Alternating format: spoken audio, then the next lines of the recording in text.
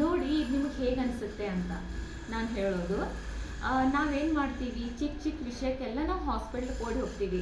ಆದರೆ ಚಿಕ್ಕ ಚಿಕ್ಕ ವಿಷಯಕ್ಕೆ ಹಾಸ್ಪಿಟ್ಲ್ಗೆ ಓಡಿ ಹೋಗುವ ಅಭ್ಯಾಸ ಸರಿಯಲ್ಲ ರೀ. ಯಾಕಂದರೆ ಈ ಚಿಕ್ಕ ಚಿಕ್ಕ ವಿಷಯಗಳು, ಈಗ ನೋಡಿ ಆ್ಯಸಿಡಿಟಿ, ನಮಗೆ ಸುಸ್ತಾಗೋದು, ಈ ಥರ ಏನೇನು ಪ್ರಾಬ್ಲಮ್ ಇದ್ದರೆ ಮನೆಯಲ್ಲೇ ನಾವು ಅದನ್ನು ನಿವಾರಣೆ ಮಾಡ್ಕೊಳ್ಬಹುದು. ನಾನು ನಿಮಗೆ ಹಾಗಂತ ಇಲ್ಲ, ನೀವು ಹಾಸ್ಪಿಟ್ಲ್ಗೆ ಹೋಗಬೇಡಿ, ಹಾಸ್ಪಿಟ್ಲಲ್ಲಿ ಟ್ರೀಟ್ಮೆಂಟ್ ತೊಗೋಬೇಡಿ ಅಂತ.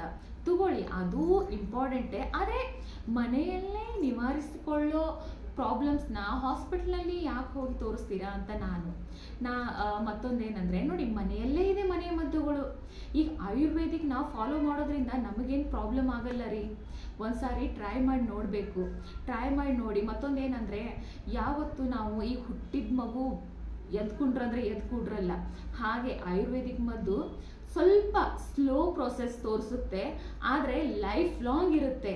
ಆದರೆ ಇಂಗ್ಲೀಷ್ ಮೆಡಿಸಿನ್ ನೋಡಿ, ತಗೊಂಡ ತಕ್ಷಣ ಕಡಿಮೆ ಆಗುತ್ತೆ, ಆನಂತರ ಮತ್ತೆ ಪ್ರಾಬ್ಲಮ್ ಸ್ಟಾರ್ಟ್ ಆಗುತ್ತೆ. ಅದಕ್ಕೆ ನಾನು ಹೇಳ್ತಾ ಇರೋದು, ಎಷ್ಟು ನಮಗೆ ಇಂಗ್ಲೀಷ್ ಮೆಡಿಸಿನು ಇಂಪಾರ್ಟೆಂಟ್ ಅಲ್ವಾ, ಹಾಗೆ ಆಯುರ್ವೇದಿಕ್ನು ಇಂಪಾರ್ಟೆಂಟ್. ಆಯುರ್ವೇದಿಕ್ ಸ್ಟಾರ್ಟ್ ಆಗಿದ್ದೆ ನಮ್ಮ ಇಂಡಿಯಾದಿಂದ, ಆದರೆ ನಾವೇ ಅದನ್ನು ಮರೆತು ಬಿಡ್ತಾ ಇದ್ದೀವಿ. ಈಗ ನಾವೇ ಅದನ್ನು ಫಾಲೋ ಮಾಡ್ಕೊತಾ ಹೋದರೆ ನಮ್ಮ ಮುಂದಿನ ಪೀಳಿಗೆ ಹೇಳಕ್ಕೆ ಹತ್ತಲ್ಲ ರೀ. ನಮಗಿಂತ ಮುಂಚೆ ನಮ್ಮನ್ನು ನೋಡೇ ಅವರು ಕಲ್ತು ಬಿಡ್ತಾರೆ. ಹೌದಪ್ಪ, ನಾವು ಏನಾದರೆ ಏನು ಮಾಡಬೇಕು ಅನ್ನೋದು ಅದು ಎಲ್ಲ ಆಯುರ್ವೇದಿಕ್ನಲ್ಲೇ ಇರುತ್ತೆ. ನೀವು ಟ್ರೈ ಮಾಡಿ, ಆಯುರ್ವೇದಿಕ್ನ ಫಾಲೋ ಮಾಡಿ. ಜೈ ಆಯುರ್ವೇದ. Thank you.